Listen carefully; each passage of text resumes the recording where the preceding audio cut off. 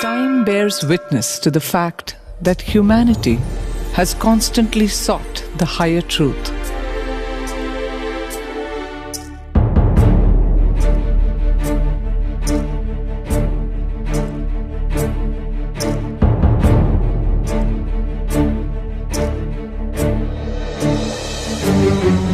Once in a millennia, the supreme truth decides to descend to prepare man for his ascent.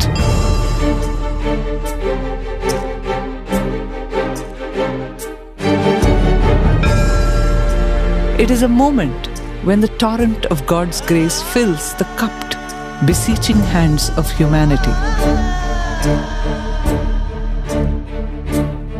This truth takes an enchanting form, a beautiful name, Psi.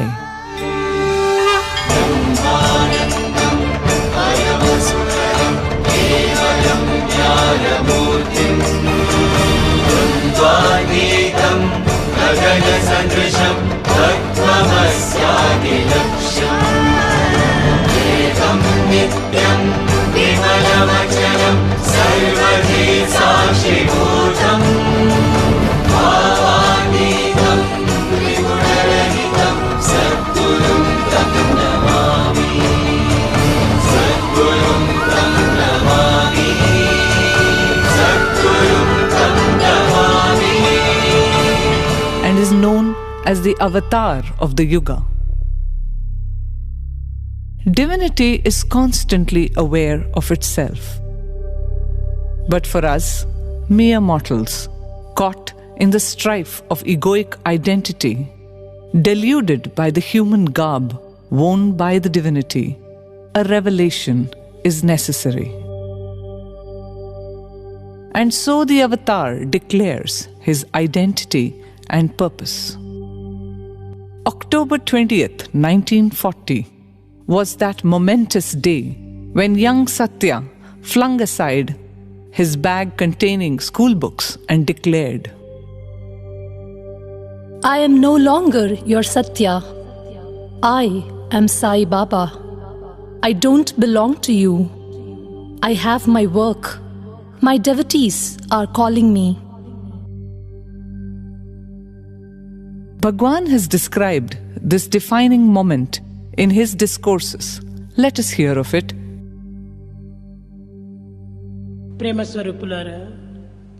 Embodiments of love.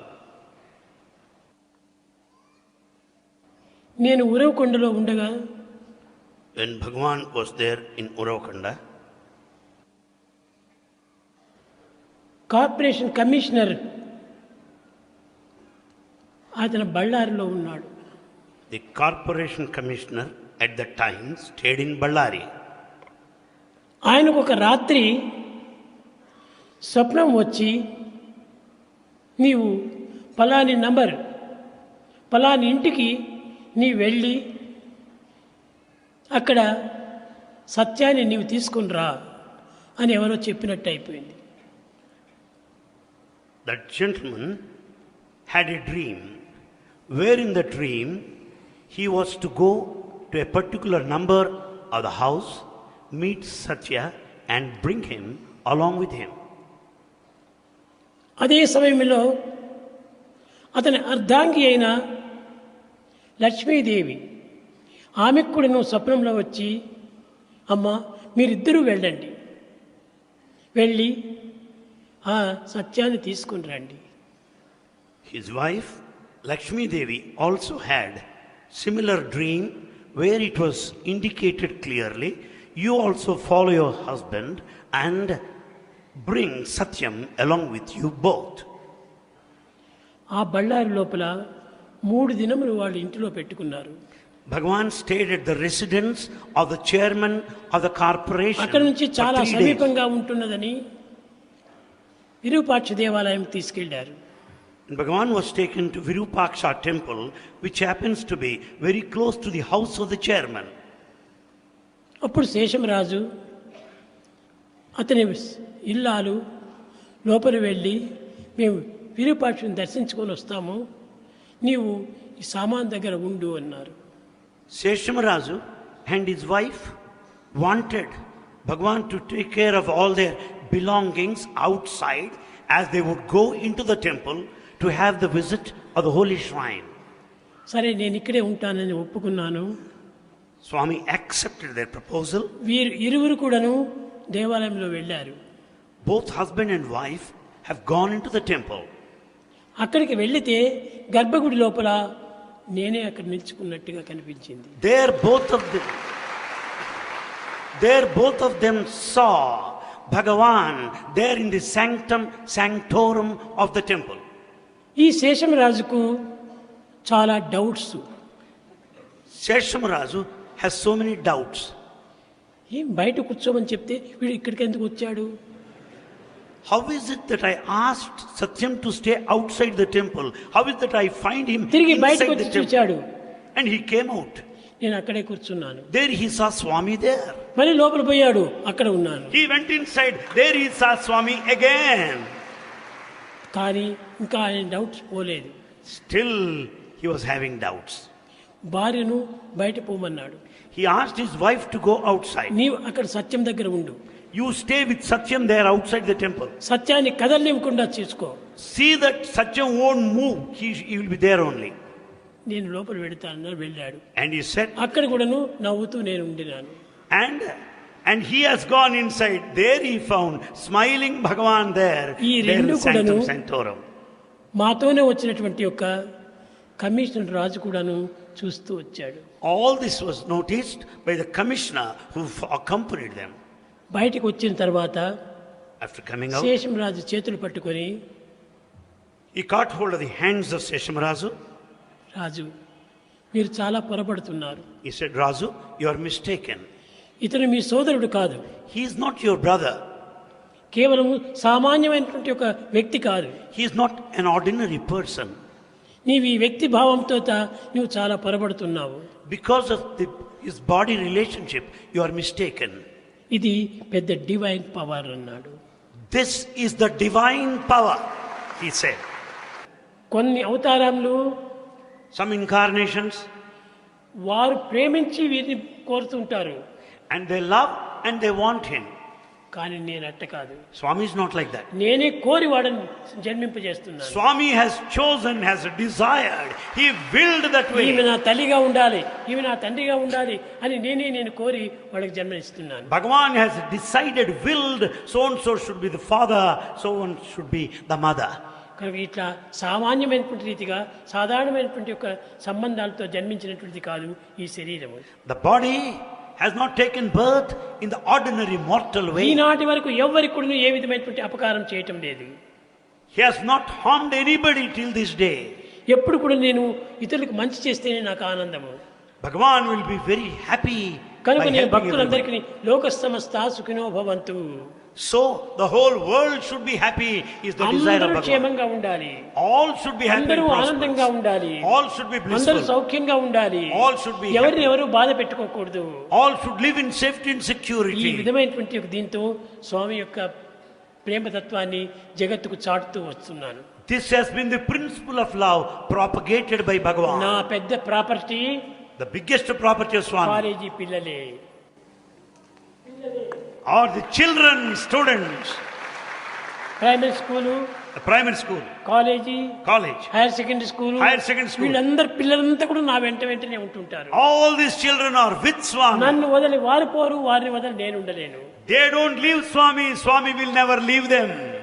కనుకనే నా ప్రేమంతా కూడాను ప్రజలే. And Swami's love is on ప్రజల యొక్క people. ప్రాణమే నా యొక్క జీవితము. The happiness of people is the happiness of Swami. కనుక నేను నా తత్వాన్ని మీకు ఈనాడు పూర్తి చేయాలని Bhagavan wanted to declare his nature. October సోమవారం 28వ తేదీ And it was, ఈ రావడానికి కారణం ఇది. this is the reason for the descent of Bhagavan. ఈ విధమైనటువంటి నేను ఎప్పుడు జన్మదినోత్సవాలు ఎప్పుడు నేను చేసుకోను. This has not been observed nor celebrated కానీ ఈ before. భక్తులు నన్ను ఊరికే ఉండనివ్వరు. But devotees won't leave him at that stage. స్వామి ఇది బర్త్డే, ఇది చేయాలి, అది చేయాలంట. నాకు ఏది ఇష్టం లేదు. Bhagavan does not prefer nor like, but me devotees అందరి ఆనందమే pressurize నా him. Birthday. Your bliss is the birthday of Bhagavan. నాకు ప్రత్యేకమైనటువంటి బర్త్డే లేవు. There is no separate birthday నీ celebration. బర్త్డే నా birthday. Your birthday is Bhagavan's birthday. కాబట్టి దేహాలు వేరు వేరు ఉన్నప్పుడు ఈ విధమైనటువంటి భావాలు ఉండకూడదు. We should not have the dual mind or All differences. are one, be alike to everyone. All are one, be alike to everyone. కనుక నాకు ఈ విధమైనటువంటి ఒక సంబంధ బాంధవ్యాలు లోకంతో ఏర్పడినటువంటివి కాదు. This is not worldly relationship anyway. ఇదంతా ప్రేమ చేత లభించేటువంటివి. These things could be had by love. Indeed, he comes for those who are devout and those who doubt, those who seek and those who shun, those who pray and those who go astray, those who are fervent and those who falter. Like rain and shine, the Lord showers his love on all alike. Essentially, he descends to assuage the pain and provide succor to the downtrodden.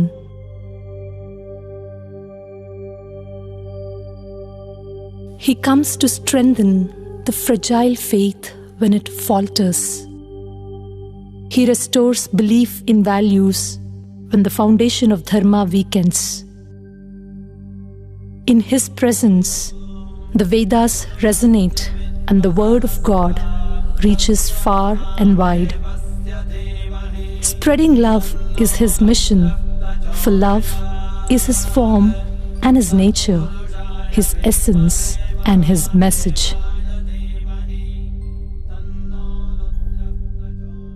Predominantly, the Avataric mission is to uplift and rise the consciousness of all,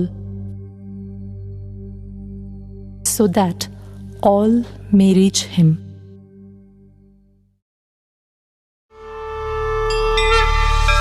Aham Brahmasmi.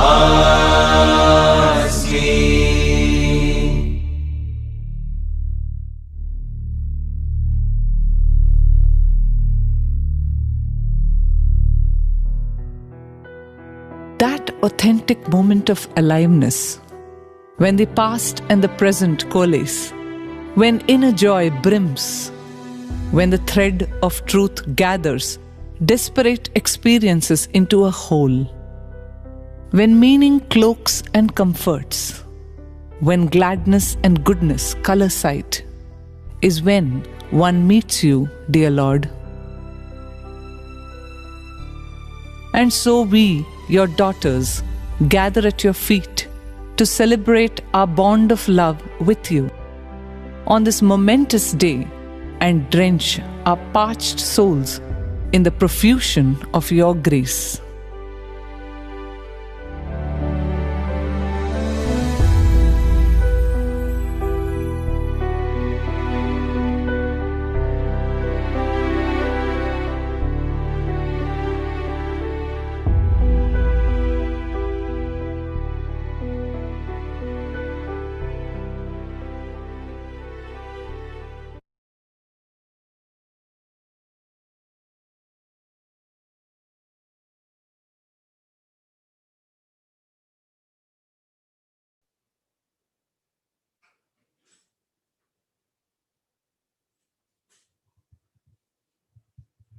I want to see Swami. Can you see? Okay. Sai Ram.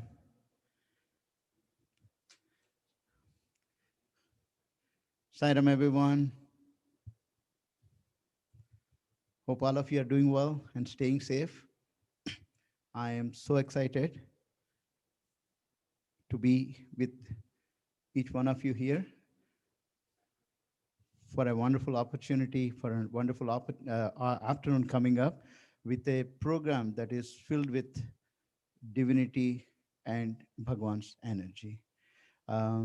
This was, last year, our center officers were going over a list of programs, those can be lined up and things like that. So as we were, setting up the calendar for, the year, we were wondering, hey, what is that one day that can be said that, hey, this is dedicated for YS, right? Something similar to Ishrama Day celebrations for children, and Ladies' Day celebrations for ladies, and things like that. So then the thought came in that, Avatarhood declaration is the day that is dedicated for, young adults. So last year we had a grand celebrations. Of course, that was in person at the center.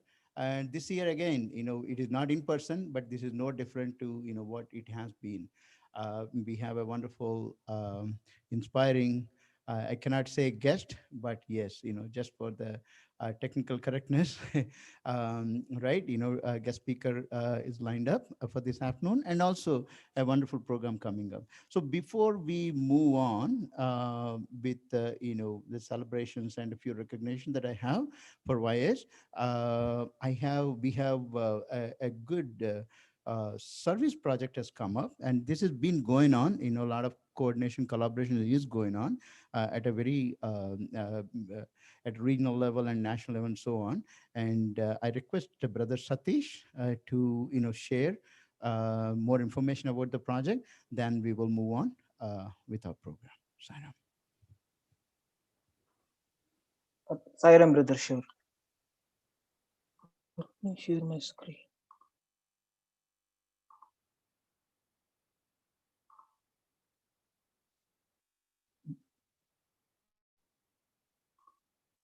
Brother, can you please make me the presenter, or can you go to the next slide? Yeah. So on Swami's Avatarhood Declaration Day, our Region 3, is announcing a program called Psi Cares. Basically, Psi Cares is a community assistance program for Swami devotees, where any help, be it grocery pickup, or be it like just simply talking to somebody in our brotherhood, or any kind of help that our devotees would be requiring, they can seek from the Psi Cares.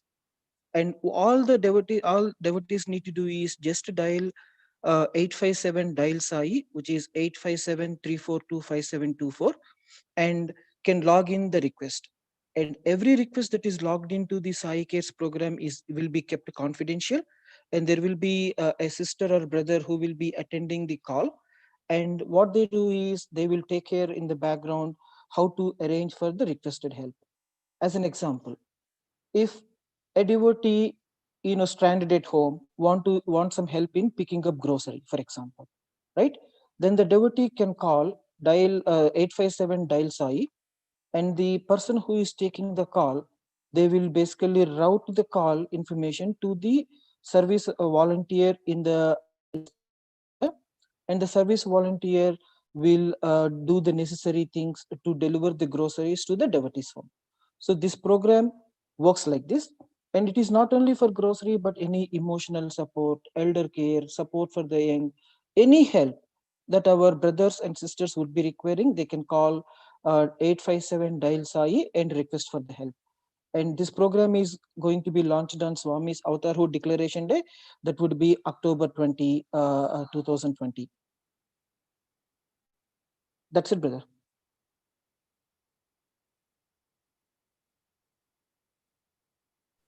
All right. Thank you, Brother Satish. Wonderful.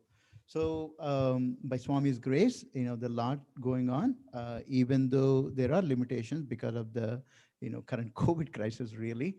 But nevertheless, his work goes on and moves on, right? That's what it is. That's what Brother Satish is also, sharing. So moving on, I think we should move to the next slide, Tejas.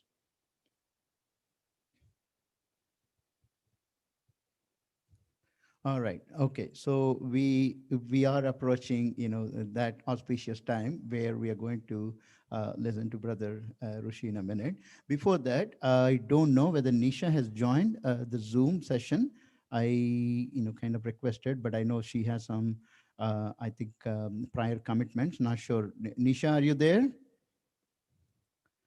Okay, looks like she's not there, but however, she is with us, and I know she is, joining the program. Nisha is somebody, of course, she's very well known amongst YS across the region and beyond as well. Nisha is somebody who initially, when she got an opportunity to serve as YA rep for our center, Atlanta Psi Center, she was like, "Uncle, are you sure? Let me think about it." Then we had to go back and forth for a few days, and finally she agreed. And guess what? She not only completed her tenure as YA rep for our center, she has gone beyond. She served as regional YA rep, female rep, at regional level, and completed successfully, and she's done a wonderful job. So I just want to take a moment to recognize her dedicated service to Swami and also to our center. Thank you, Nisha. I know wherever you are, maybe on YouTube, thank you so much for all your dedication and loving service to Swami. Likewise, Shivani and also Sai Vasam very recently, have completed their tenure. And I want to take a quick moment to recognize both Sai's and Shivani's, outstanding work for us, for the center, and also our communities, and also for the YS. And coming to Shivani, I know she has taken a longer journey with this position. Um, and what shall I say?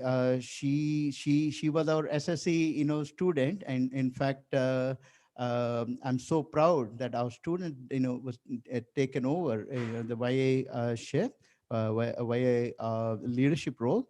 Then done a wonderful job conducting many service projects, many musical offerings, and coordinating and keeping the ball rolling and keeping the group together, and constantly communicating and energizing.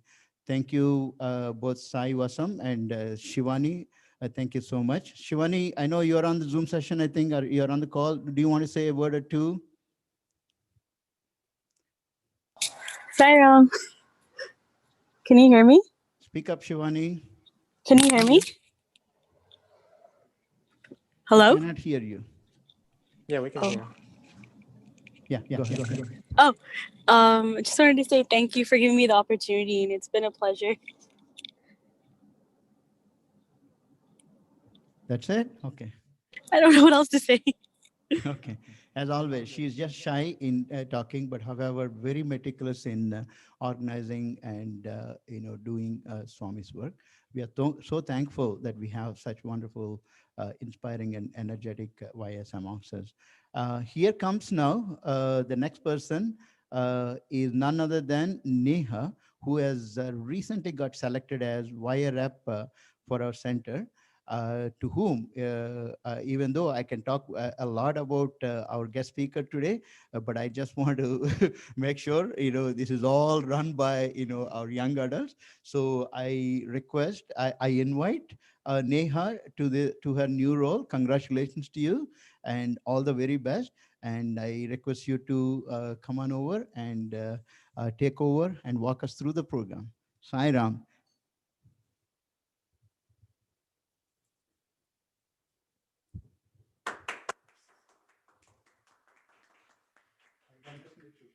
Sairam uncle, thank you for the warm welcome.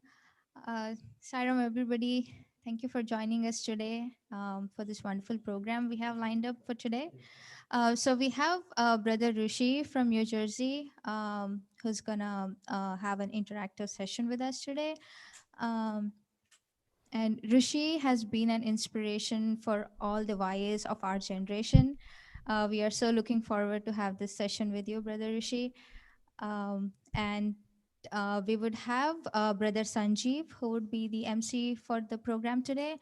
Brother Sanjeev has been a YA rep for the Atlanta Psi Center during the years 2016 to 2018. And he has been instrumental in many of the activities which are done by the young adults in the Atlanta Psi Center. Thank you, Brother Sanjeev, for being here. And over to you, Saira. Sarah Meha, thank you so much. And congratulations on your new role as our YA rep for Atlanta. Good afternoon, everyone. My name is Sanjeev, and I'll be emceeing the program today. We have a great Q&A planned with Rushi, and I'd like to give just a brief intro. We're going to keep this fairly informal, and so if you have, for our YAs out there on both YouTube and Zoom, if you have questions, please put them either in the Zoom chat or in the YouTube live chat. Neha or somebody, if you want to post a message in the live chat welcoming the questions, that'll be good. So with that, I will go ahead and give a brief intro for Rushi, and then I think we can get straight into the Q&A. Rushi, can you hear me? I can hear you loud and clear. Can you hear me, brother? Yes, perfect. Okay, just a quick bio. So Rushi Tanawala is fortunate to be born into a family that has been devoted to Sathya Sai Baba for more than 50 years. He graduated from Drexel University in 2017 with degrees in biology and music, and currently works as a research scientist in the pharmaceutical industry. Within the Sathya Sai organization, he previously served as the YA rep for Philadelphia, and now serves as the devotional coordinator in Jersey City, New Jersey. He's also the co-lead of the International YA Music Committee, which promotes value-based music through public outreach. And this committee curates various programs, YA musical initiatives, and oversees the international YA programs that are offered in Prashanti Nilayam. Rushi's greatest passion is bhajans. He has been singing, playing tabla, and composing bhajans since his childhood. So we all know Rushi as a dear brother and dear friend. And on behalf of the Atlanta Center, Rushi, I want to thank you for joining us today. Thank you so much for this loving opportunity. Sure, definitely. And we'd like to keep this fairly informal. And as I said, to mention to our YAs, if you have any questions, please post them in the YouTube live chat or in the Zoom live chat, and we will get those addressed. Sure. Okay. So I want to start off, Rushi. I think many of us know you as somebody who's deeply, involved and in the music side of Psi Center, and I want to just kind of give the audience a sense of kind of where that comes from, your musical interest, and then we can go from there with the questions. Sure. So, as you mentioned, I think Sai Bhajans has been one of the greatest passions in my life. For example, I try to time my day by length of bhajans. If it's brushing my teeth or taking a shower, it's, one bhajan to brush your teeth, 2 bhajans to take a shower. My commute to work is timed by, it's about 50 minutes, so that's 12 to 13 bhajans. And so I've just integrated bhajans as a part of my life 24/7. But if we go back, I think as you mentioned, my family came to Swami in the mid 60s, and my grandfather was a very astute harmonium player and singer. And so I guess the music aspect comes through that genealogy in my family. Actually, when I was much younger, when it would be time for me to go to bed at night, my grandmother would generally put me to sleep, and I would ask her to sing 10 bhajans to me. Of course, by the first or second bhajan, I would be fast asleep. And whenever we would go on long drives with our family, while my parents and my sisters would like to have Bollywood music playing, I would always be demanding for bhajans to be played in the car. And so it's just always been constantly a part of my life. It's been my bhajans have been my lifeline with Swami in any situation in life. Mm-hmm. Yeah, definitely. And I think, would you agree if I said there's no age for music, right? You can be at music at any age, and kind of be learning and growing with bhajans at any stage in your life. Yeah. Whether it's happy moments or sad moments, there's always a bhajan for every situation in life, as I like to put it. Um, and there's some bhajans that just touch your heart so much that just that one bhajan is enough to take you to that celestial experience. This genre of Sai bhajans, it's this unique genre of music that our Bhagwan himself has invented. And the beauty of Sai bhajans is they're short and they're easy to remember. And when we render bhajans at the center, see, we show the lyrics on the screen, but that's mainly for the congregation to sing chorus. As lead singers, we memorize these bhajans because they're so short. There's a psychological theory where we memorize things in chunks. If I ask you to memorize a string of 10 numbers, 2, 1, 2, 0, 1, 2, 8, 4, and if I gave you all the numbers individually, it would be very hard to remember the chunk of 10 numbers.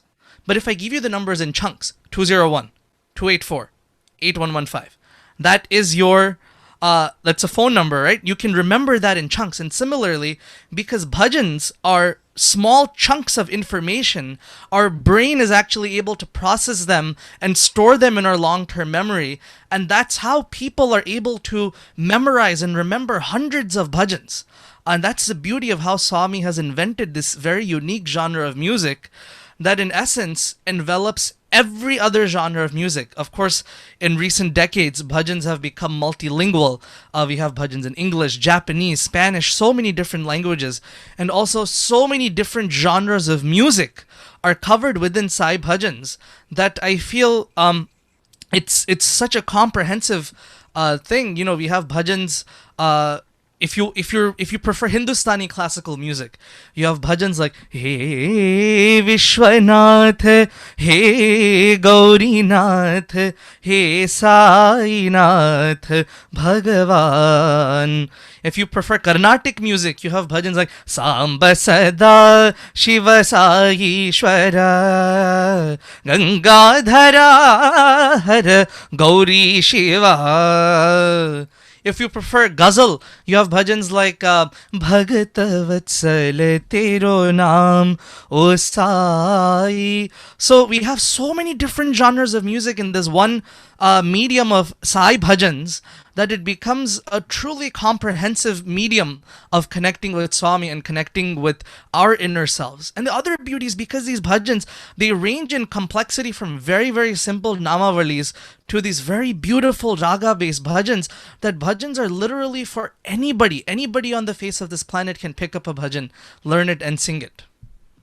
Absolutely. Yeah, I think the accessibility in the various formats of the bhajans, as you mentioned, is really key. You can have a namavali, or you can have a ragamalika, you can have various, the length of which you have, and as you mentioned, different languages as well, is key. And not only, I think a lot of our members may not know that Rishi has also composed a lot of bhajans, and I think we want to, one of the questions that we got from one of our YAs is, how do you make sure, you compose bhajans perhaps in different languages where you may not be fully versed, how do you make sure those have the intended meaning and the mood of when you compose those kind of bhajans?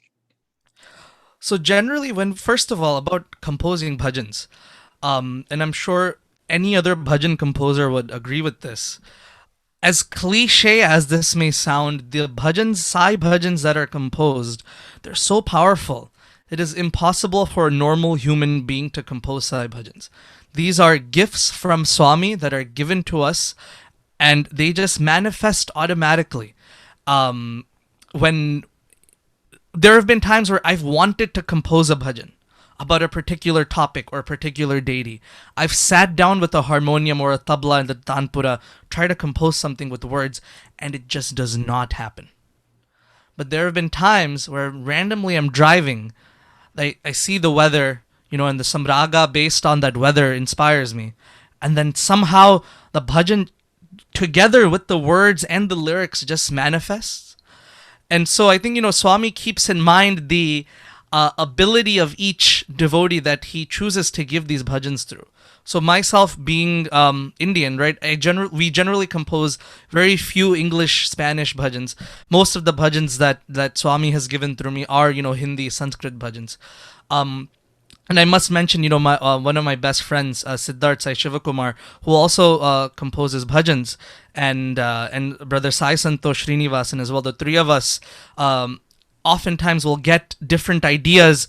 Swami will plant different seeds of thoughts in the three of our heads, and we'll come together and form some of these bhajans. So it comes from him. And so oftentimes, because he knows our mental limitations and our learning capabilities, he will generally only give such bhajans wherein we can already understand the lyrics and tune and all of that stuff.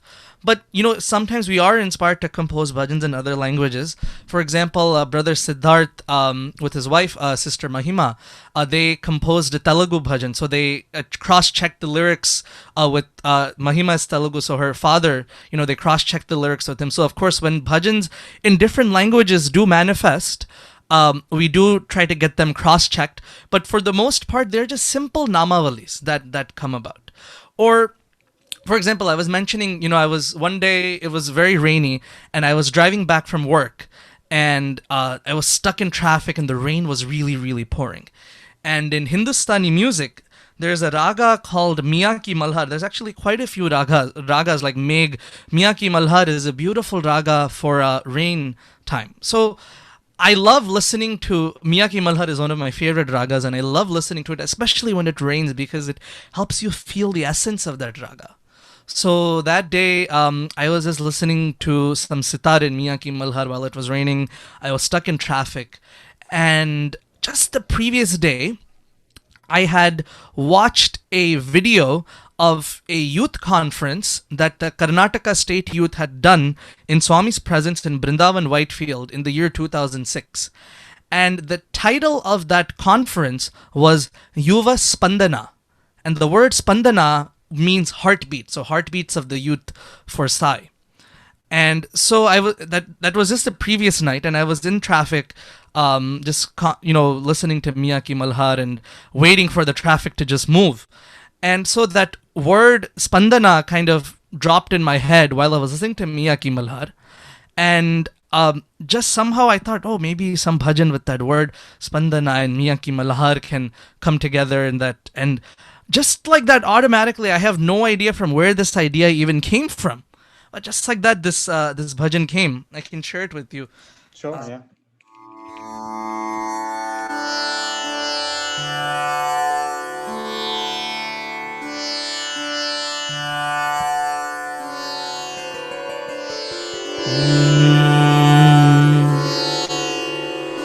Hridaya Spandana Sai Vandana.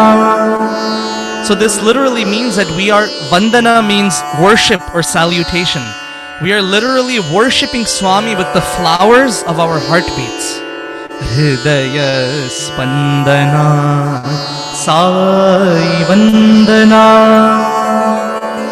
And who is this Sai that we are worshipping? He is the lover of music. Miyaki Malhar is such a beautiful raga, very deeply enveloped in that Hindustani classical music feel. He's a lover of music. Ganalol Prabhu Sai. So as our hearts are beating, so are the drums, right? Bhajat tal mridang veena. And then our mind goes back to the times when Lord Krishna was in Vrindavan, frolicking amongst the cows and the peacocks, and when it would rain, he would play his flute. Muraliya madhura vadya manjira. And seeing this beautiful sight, what do we feel? We feel auspiciousness, mangalam, we feel bliss, ananda. Ananda Mangala Sai. Hridaya Spandana Sai Vandana. Ganalola Prabhu Sai. Bhajat Tala Mridanga Veena. Muraliya madhura vadya manjira. मुरलिया मधुरा वाद्य मंजीरा आनंद मंगल साई आनंद मंगल साई हृदय स्पंदना साई वंदना. So like that, this bhajan just come based on some Swami will plant some seed of thought, and then it just sprouts from there. Yeah, To answer your question. Beautiful. You never think, traffic in New Jersey would inspire you to do something like this. But no, Miyan Ki Malha, of course, a beautiful rag, and then, gives you that inspiration, as you said, with multiple people. I want to stay on this topic of composing, because I think so many people think, oh, that's just something, only, some expert. It's not really about you composing, it's you. Swami is giving you that bhajan, as you mentioned. So I guess at what age did you start composing, and kind of how did that come about? I think the first bhajan that Brother Siddharth and I ever composed was in 2009. Okay. And the story behind that was we had a regional retreat during Memorial Day weekend. And we had gone, and there was a sports activity for the SSC children. And both Siddharth and I got so bored that we didn't want to play this soccer and baseball and all. So we just went to the side with a few other friends, and we were just chatting about Swami and jamming out. I remember it was this soccer field, baseball field actually, and there were these bleachers, these metal bleachers. We were sitting on them, and we were like jamming out, like tapping on the bleachers and just singing bhajans. It was a great atmosphere. And suddenly, one of us saw this ant that was crawling along, and then somehow some spiritual discussion based on that ant started. And the word for insect in I think Hindi or Gujarati is like jeev jantu, like the small living beings. And somehow that word sparked this idea where, Swami, this discussion that we were having is, see, Swami is anoraniyan mahato mahiyan. He is the largest of the large, the smallest of the small. He is able to take care of the small ant to the largest of elephants, to the very molecular biology that runs every single cell in our bodies. Swami is truly the life force behind all of that. So how can we capture that essence in a bhajan? And so that moment inspired us to compose one bhajan. That was the first bhajan that Brother Siddharth and I had ever composed together. And that bhajan goes like this. I'll just sing a few lines. तुम हो जगन्नाथा हमारे साईनाथा तुम हो प्राणदाता भक्तों की हृदय vihara. So this captures the essence of तुम हो Jagannatha. You are the Lord of the universe, but हमारे साईनाथा, yet you are our own beloved Sai. तुम हो प्राणदाता. You give life to every single beating heart in the universe, yet you reside in our hearts. तुम हो प्राणदाता भक्तों के हृदय vihara. And then the next line goes, सब जीव जंतों के बाबा तुम ही हो. Even of the smallest creature, you are beloved Lord to them. सबके करता हरता तुम ही हो. You're the whole and soul, the doer of every action. Not even a single blade of grass moves without the will of Bhagwan. तुम हो ब्रह्मा विष्णु महेशा. You're Brahma, Vishnu, Maheshwara, the creator, preserver, and the destroyer of all evil in this universe. But you are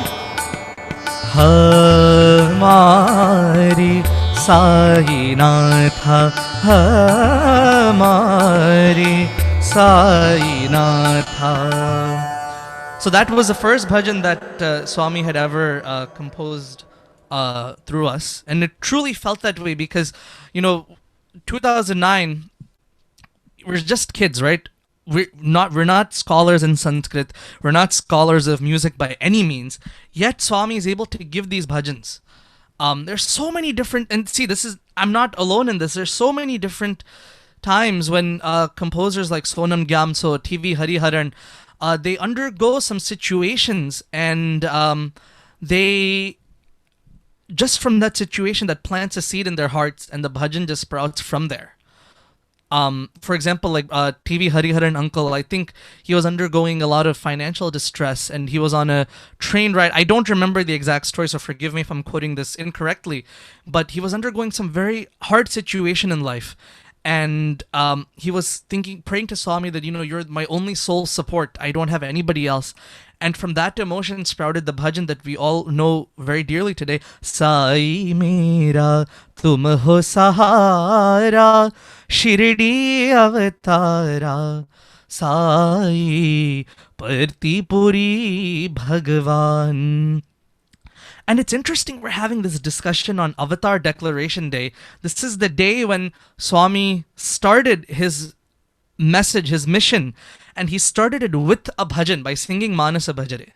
So that just goes to show how deeply this bhajan aspect is involved with Swami's life and his mission. Yeah, no, absolutely. And beautiful composition. And I think many of us don't realize is that all bhajans were at some point composed or, were given through somebody by Swami. And even in many of the common bhajans we sing today were, as you said, kids kind of came up organically from people that we know. Even I'm sure many of the Atlanta viewers may not realize some of the bhajans that we sing were initially originated kind of in the Atlanta Center and in other places. So I don't remember exactly, but if anybody remembers, feel free to put it in the YouTube chat, kind of which bhajans that were kind of founded or started or were popularized in this area. I want to get to a question that we have. Tejas, if you're on the Zoom call, go ahead and unmute yourself. Very similar to this, we talk a lot about composing, and that and this question is on ego. So Tejas, you want to go ahead? Yes, Saram, Sanjeev, are you guys able to hear me? Yeah, we can hear you. Sanjeev. Yes, I can hear you.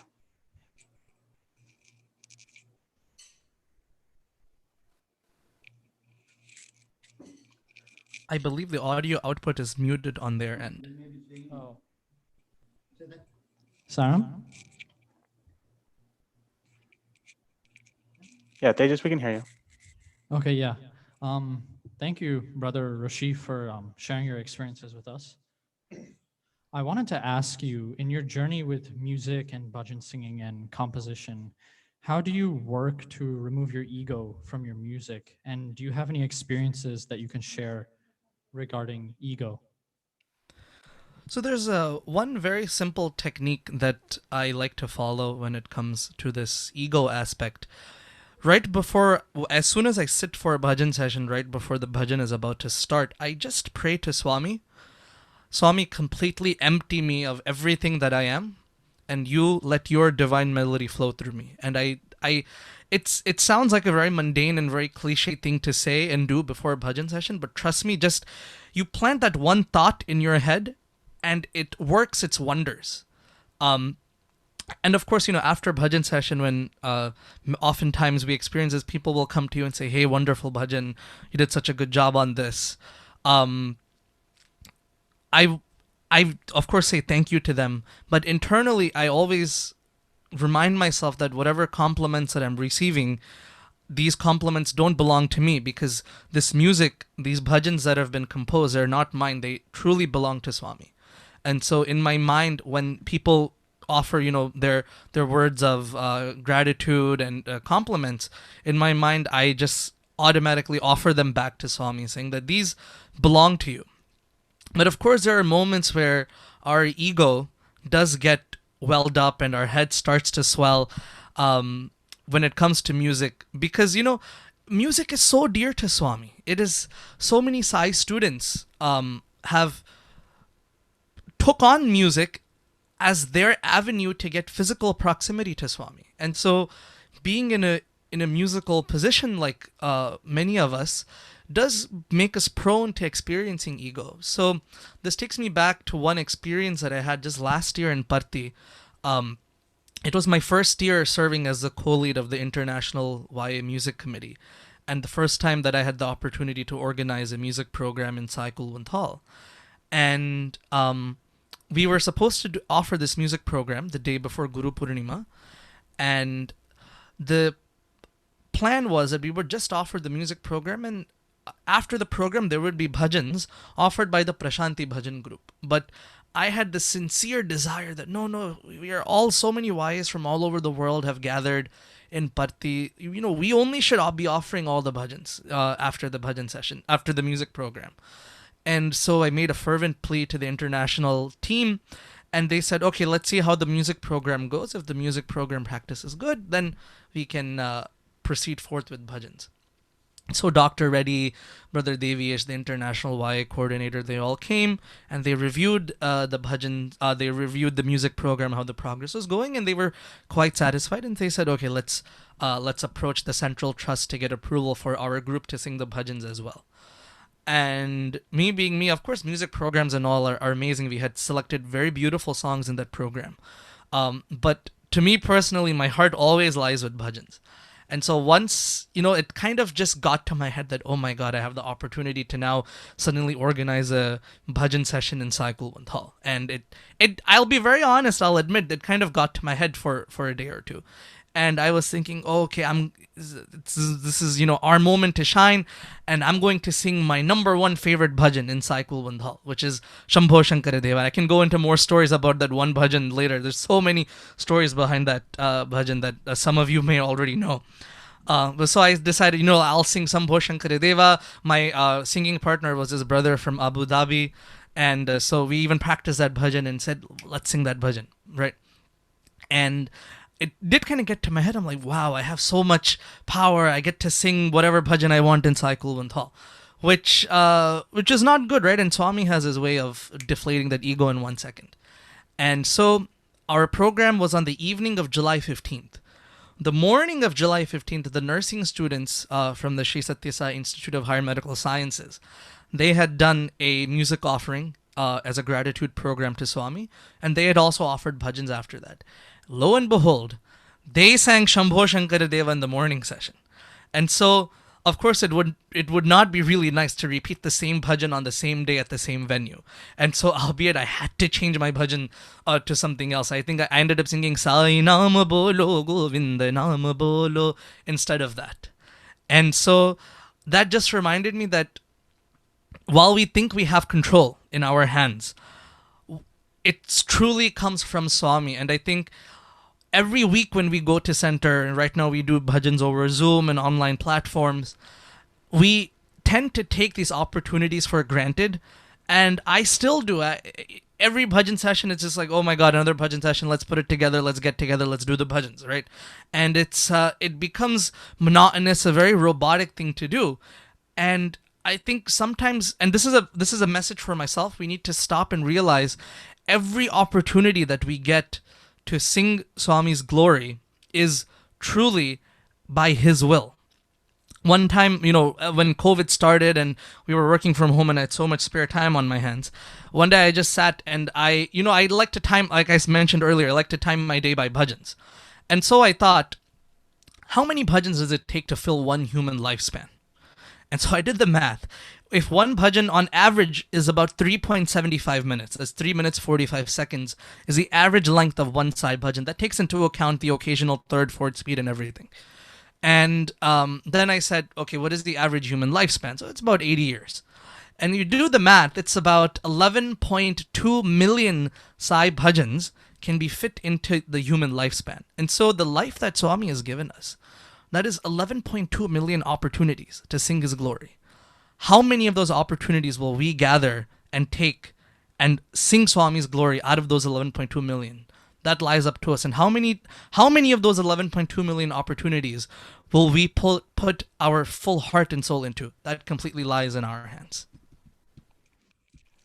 Thanks, Rishi. Tejas, does that answer your question?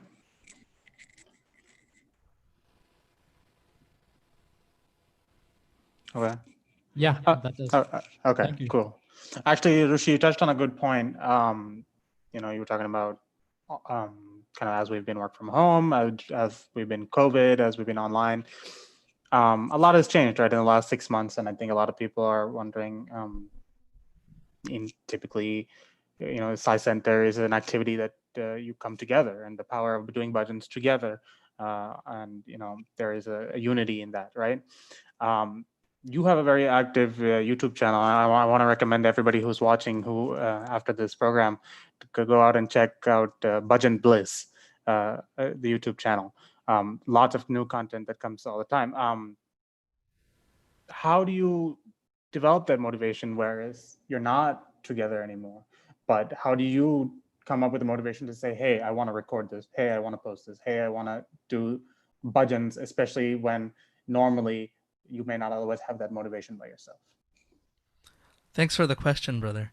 For me, it's a very simple thing. Bhajan Bliss is something we started in 2012. And so initially we would just be broadcasting some bhajan sessions from my prayer room, which we're seated in right now. And then lately, after like 2014, we started broadcasting like all the major Sai events in New Jersey, like Lobal Akhanda Bhajan, Swami's birthday, all of those things we started broadcasting there. And now it's kind of become like New Jersey's one-stop shop for all bhajan related things, and for the whole rest of the world, right? So my thing is like, see, if I'm going to sit alone and do one bhajan session, I am putting in the effort and the time to do it, and that's my personal sadhana and my connection to Swami.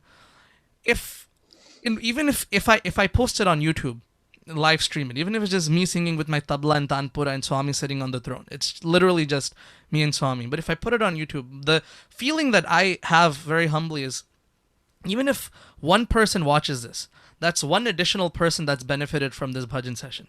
It may not be of the best quality, but if we can grant an opportunity to sing Swami's name, to remember Swami, to even one additional person, right? Anyways, I'm setting up my sound system. Anyways, I'm tuning my tablas, practicing the bhajans and singing them. I'm putting in the time and effort anyways. What's an extra 5 minutes to just set up a YouTube stream and put it? That's my humble thought, that just to share that love and bliss of bhajans that I feel with Swami, I would love to share that with so many other people. And that's the whole purpose behind Bhajan Bliss, just to share that love. It's, I don't expect hundreds of people to be watching. Even if it's one person, let it be 0 people, right? But just that opportunity is there for anybody who wants to participate. And of course, I'm sitting alone and doing the bhajans here.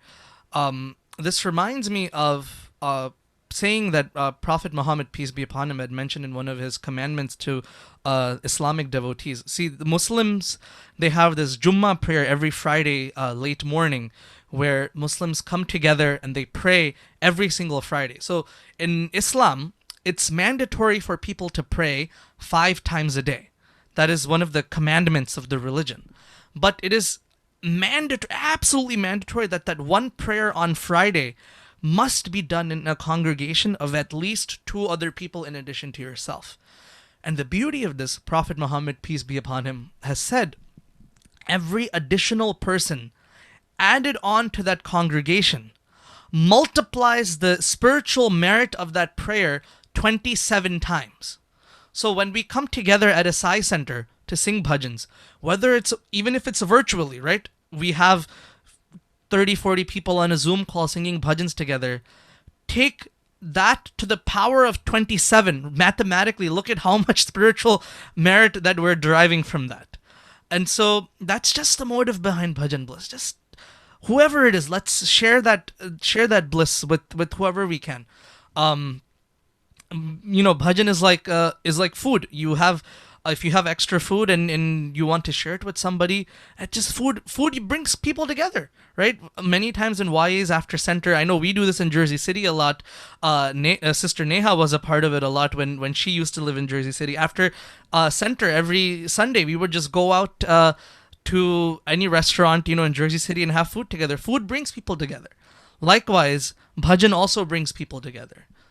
And so just to bring people together, to give that one small drop of divine bliss is the motivation behind the YouTube channel.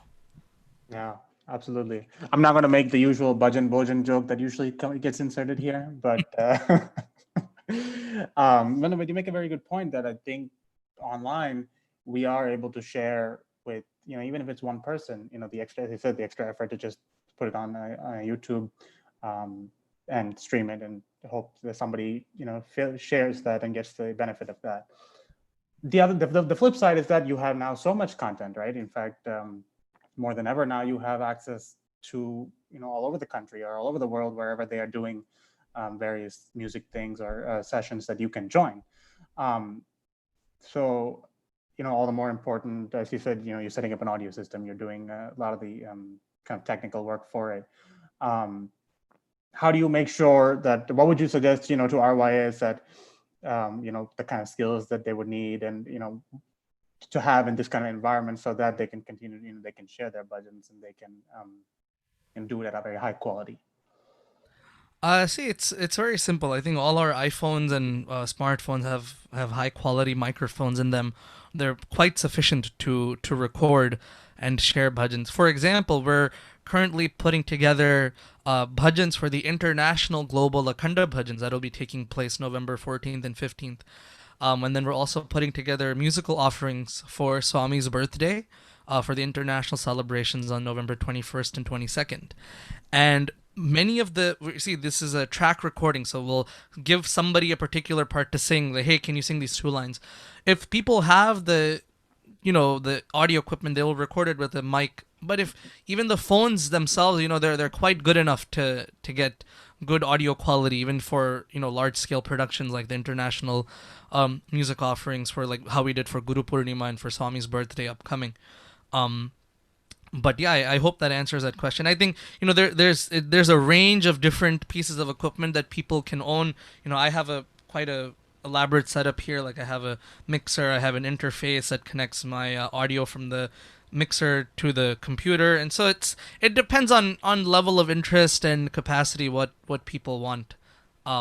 But yeah, if anybody wants any recommendations on model numbers, or if you're looking to purchase equipment, you can always come to me.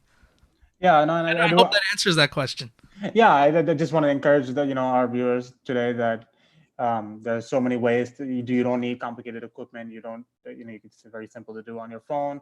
We have a lot of resources in our community. Please reach out to our devotional coordinator or our, YA rep Neha, and they can kind of get you started on how to do some of the video and audio. It's very simple. Like this piece of equipment, this is like my audio interface that I use to connect.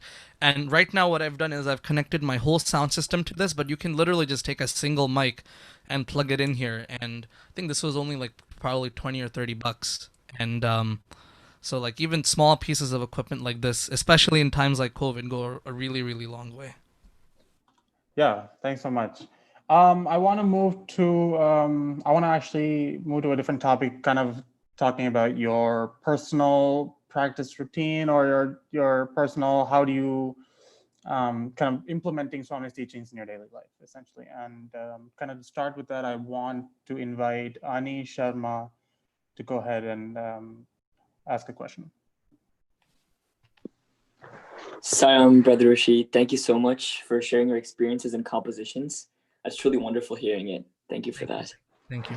I just had a question. So what are some of, Swami's teachings and lessons that you try to incorporate when you, practice your bhajans or even compose your bhajans?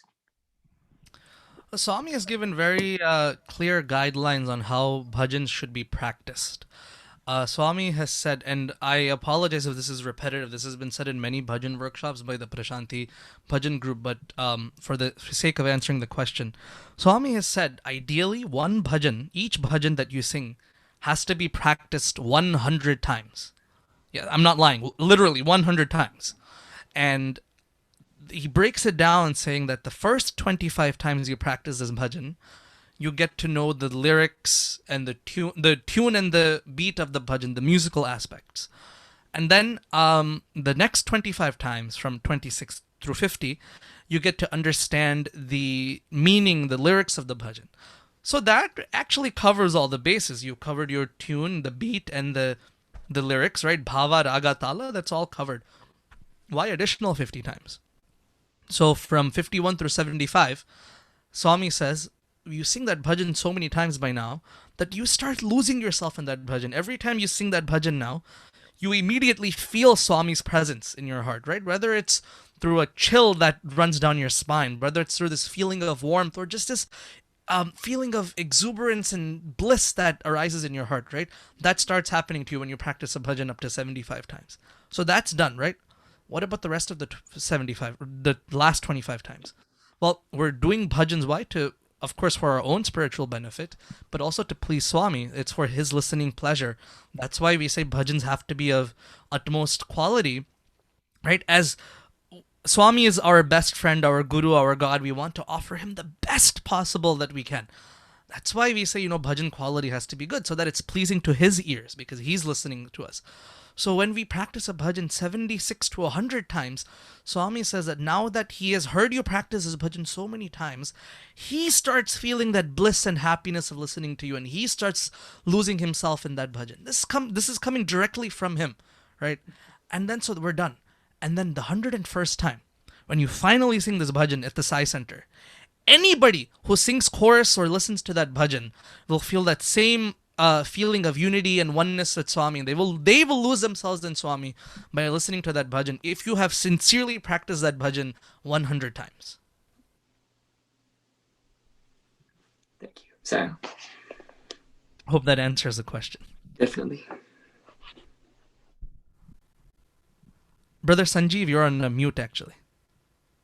Sorry about that. So we got a related question from one of our YouTube, on the YouTube live chat.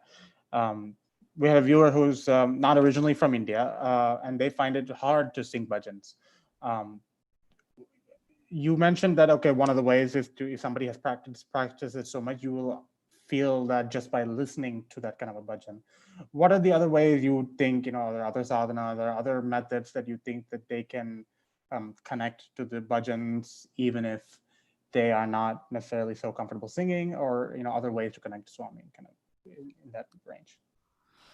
See, even of course, bhajans are there in many different languages. So languages definitely shouldn't be a barrier, right? We try to have varied languages in our bhajan sessions at our centers, and that's in order to cater to the people who may not understand or comprehend the very Indian language heavy bhajans. And so we should definitely try and incorporate more English, Spanish, other languages bhajans from all over the world in order to be more welcoming in our Sai centers. But other sadhanas, right, like we have Shravanam, right? Shravanam, the 9 forms of devotion. So even listening to Swami's words, listening to bhajans is also a wonderful way of we can connect to Swami. Listening to his words, Radio Sai has this discourse stream. Anytime you dial in, they are playing Swami's discourses 24/7. And lo and behold, anytime I've had a doubt or any question, I've just tuned into the discourse stream, saying, Swami, I have this doubt. And somehow or the other, Swami will answer that question. Of course, it's whatever he's saying in the discourse is left to our own interpretation and how it applies to the situation that you're going through at that time. But we have so many resources. I think the Sathya Sai Media Center in Parthi has done such a wonderful job in literally bringing Swami into our homes, that if we want to connect to him, especially now that we're in 2020, we're so fortunate that we live at this. So many avatars have walked the face of this planet, but we do not have a voice recording even of Shirdi Sai Baba. We don't have a voice recording of Krishna, right? We talk about the Bhagavad Gita, this 700 verse poem that Krishna sang to Arjuna on the battlefield, and it's so many treatises, so many commentaries have been written about this one book. So many different interpretations exist. We have heard it straight from the horse's mouth, from the Lord himself. We're so fortunate that first of all, we came into Swami's fold. That in itself is an astounding piece of gratitude that we should have for Swami. There are 8.4 million species in this universe. out of that, Swami gave us the opportunity to be born as human beings based on our past karmas, or whatever way you choose to put it. We were born as human beings out of 8.4 million species. Our souls chose to be born as human beings. Second, born as human beings, there's so much ill going on in this world right now, and not everybody is on a spiritual path. I'm not saying that everybody needs to be extremely spiritual and constantly, go to the forest and meditate and do japa, dhyana, chanting and meditation for years and years. But just the fact that we have this something called mumukshatam, this quest for spiritual truth, this quest for spiritual knowledge, that seed has been planted in us, that is in fact a gift of God. And finally, the last gift that we have is the association with the divine personality, that is called Mahapurusha Samshrayaha, association with somebody who is divine.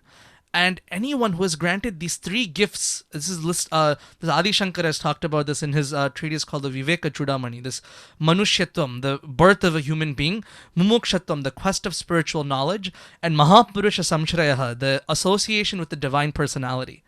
Having given these three gifts in itself is so much that we have to be grateful for.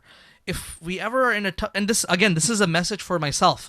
Anytime we're in a tough situation, we remind ourselves that of the 7.5 billion human beings that live on this planet, we were part of that few million, probably just 0.1% of the entire human population that is part of the Sri Sathya Sai International Organization. We are so fortunate, right? And even just if we want to connect to Swami, let alone all the different spiritual practices, let alone japa, dhyana, bhajan, samadhi, seva, everything. Just we sit and we just remember that, wow, this is something that Swami's presence in my life is something that I have to be grateful for. I have so much gratitude for that. Even just having that thought for a few minutes, sitting in that contemplation, will allow us to connect with Swami. Yeah, definitely. And I think as I said, there are many different ways, and having the thought and kind of putting that time into that really helps us develop that personal connection. We had a question from, it's an anonymous question from someone. How do you balance between Psi, family, and work life? And I know the premise itself may be, the answer may be, oh, of course, kind of incorporate that incorporate Psi into all of your life. But how does that work with the day-to-day, your time constraints, your work constraints, and your other constraints? I'll be the first to admit, honestly, it's very tough. Especially right now, leading up to this festive season of Bhagwan's birthday and all of that. It's tough, and it takes sacrifice of sleep and missing meals sometimes, and it's hard. But I think in terms of managing my time, somehow I think, Swami, I consider him to be my secretary. He's my timekeeper, and I think he just keeps me in check what I need to do when. And from a very practical standpoint, I think it's important to prioritize on things in life. Yes, as much as I am involved in Swami's work and his organization, and like you mentioned, right, in essence, everything is spiritual, everything is Sai. Swami, in one of his interactions with Professor Bhagya from the MBA Institute in the Swami's University, one time he wanted to quit his job. He was a professor. He wanted to quit his job, and he told Swami, he gave Swami his resignation letter and said, I don't want to do this anymore. I just want to spend my days doing japa, dhyana, and just reading your literature and just coming to your darshan every day and just being in spiritual bliss for the rest of my life. And Swami said, why do you want to do that? And he said, oh, because Swami, I want to attain moksha. I want to attain merger with you. So I don't care about this worldly stuff anymore.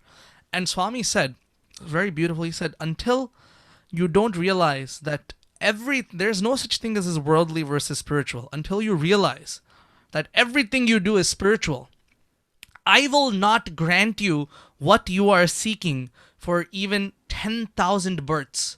So that's so powerful, because we say, oh, because we did some bad karma, then because of what we did, we won't be able to attain merger, or we did something good and we attained that spiritual enlightenment or merger that we all seek for. But that's from our own effort. But when Swami says, the Supreme Personality of Godhead, he says, I will not give you what you are seeking for. That means no matter how hard we try, he's not going to get it. So until we keep separating the spiritual and worldly life and this whole thing, it's not going to work. But of course, from a very practical standpoint, keeping that in mind, that everything we do, even if we're doing our work, we're doing our studies, that should be an offering to Swami. Keeping that sentiment at the core of everything that we do. The way I personally budget my time is work, studies, and that always comes first. Psi stuff, quote unquote Psi, of course everything is Psi stuff, again, umbrella statement, but quote unquote what somebody would consider to be Psi stuff, I always put it second in my priorities. Work, right now I'm trying to apply for business schools and stuff like that. That stuff comes first priority, always, always, always in my schedule. And then the rest of it is filled in with Psi activities. And of course, that doesn't leave me with much personal time. Just the other day I was having a conversation with a few of my friends saying like, oh, you're always so busy at work. Then when you're not at work, you're always so busy doing Psi activities. Of course, that's something that I will need to learn eventually, of how to balance my personal life, Psi life, work life, and everything. And again, I am by no means an expert in this. But one thing I do, the motto that I like to live by is change of work is rest. Swami has said this in his own words. So if I am doing work for like my job, or I'm studying for an exam, to take rest from that, I go and do Psi work. That is also work. That is also physically taxing. You're spending long hours sitting in front of a computer screen and working on that. But as long as we go by this phrase that Swami has said beautifully, change of work is rest, then anything we wish to accomplish, we'll be able to accomplish in the 24 hours that the universe has graced us with in one day. Absolutely. It is the values and the principles that we apply in our daily life, and it informs kind of the choices we make and everything that we do. That is really, when we say umbrella statement of Psi, I think we really hit it. And actually, one thing I'd like to add to this, back when I was in group 1, and my mother used to actually make me do this well into like middle school and high school as well, is one thing that was taught to us in SSC was to have something called a sadhana chart, or a good habits chart. And it would basically have a list of all your tasks for the day, along with some spiritual disciplines that you would write down on an Excel sheet for the week. And at the end of the day, before you go to bed, you look at the sheet and you check off all the sadhanas that you had done for the day. And it's a very mundane exercise, but when these exercises are built into our psyche when we're in group 1, group 2, and SSE, that itself, will lend to us becoming more adept with time management when it comes to that point in future, at a time in the future in your life. I honestly believe, undergoing those what seemed to be mundane practices when I was 6, 7, 8, 9 years old, doing that sincerely with guidance from my parents, my mother especially, and my SSC teachers, doing that sadhana, filling out that sadhana chart every single day, helped me to learn how to manage my time, I would say. So my point is, for the SSC children and the young adults who are watching today, you may feel, you might get bored. Now we're doing SSC over Zoom, and you might get bored sitting, hour and a half every Sunday for SSC. But trust me, it will come in handy later in life. Great. We have a couple more questions, and then I wanted to kind of reserve maybe some time at the end for maybe you can sing some of your compositions, or can share something about that. But I had a couple of questions on kind of your experiences in Prashanti. You've been a speaker in Prashanti before. As we said earlier, you were on the International YA Music Committee, and you have been involved there in many ways. For the YAs out there who, especially kind of as they take on leadership roles in the center and in the various places, how has your participation in these leadership roles, and kind of taking on various initiatives, how has that furthered your personal connection with Swami? I think, as they say, it's always about the journey and not the destination. Whenever we're preparing for these music programs and stuff, there's months and months of preparation that leads up to a 45-minute program that you're going to be putting in. Every day at work, even, you get half an hour of free time, you're going back and working on something for that musical offering. Even right now, with the online music programs happening for Swami's birthday and preparing for the virtual international global Akhanda bhajans that will be happening. Any free time you get in leading up to those international events that you speak of, you go back and you work on that. Every free minute you get in the few months leading up to those events goes to that. And while in the moment it seems like, oh my God, there's so much work, every time you're working on that, that's another opportunity for you to remember Swami. And so I think when it comes to these large events, and of course we all feel pressurized as leaders when we're putting together these huge programs, especially on an international scale in Parthi or now, online. But I think for me personally, more than the final piece, it's always about the journey and the days leading up to that program. And because every day leading up to that program is an opportunity for me to connect with Swami, and for me to be living in the bliss of that moment. Because especially when you go in Sai Kulwant, and to anybody who has ever sung or played an instrument in Sai Kulwant will resonate with this, the sound system is absolutely horrible. I'm sorry to say. You cannot hear anything when you're singing and sitting there in front of, this, even though it's the spiritual capital of the universe, when you go there and sing bhajans or offer a musical program, it's absolutely impossible for you to be hearing yourselves. And so if we start focusing on that, like, oh my God, like that program has to be perfect and everything, I think we'll lose sight of the true essence behind doing these large programs. Like I said, for me, it's always been about the journey and not the final product. Of course, the final product is always very beautiful. Of course, if the journey has been beautiful, then the final product, that final program in Kulbanthal, of course, will be beautiful. Swami will, of course, take over. And the ambience of that place, it's just amazing. Actually, this takes me back to 2017, and few members from Atlanta Sai Center were part of this as well. I know the Nakina family was there, and that's when I actually met Rahul and became friends with him. We had offered a musical offering of Western music in Sai Kulbanthal. And of course, we had practiced leading up to it for a few days. And but once you're in Sai Kulbanthal, you can barely hear yourself. I was playing the drum pad and I could barely hear anything. But that program, I had the opportunity to offer Arati to Swami at the end. And after the program was done, in that pilgrimage, I was really hoping that we would have the opportunity to sing bhajans. And it just didn't happen that year for some reason. And we just did the music program and it was done. And while it was a beautiful experience sitting right front and center in front of Bhagwan's throne in Sai Kulbanthal, I was left wanting more, I would say.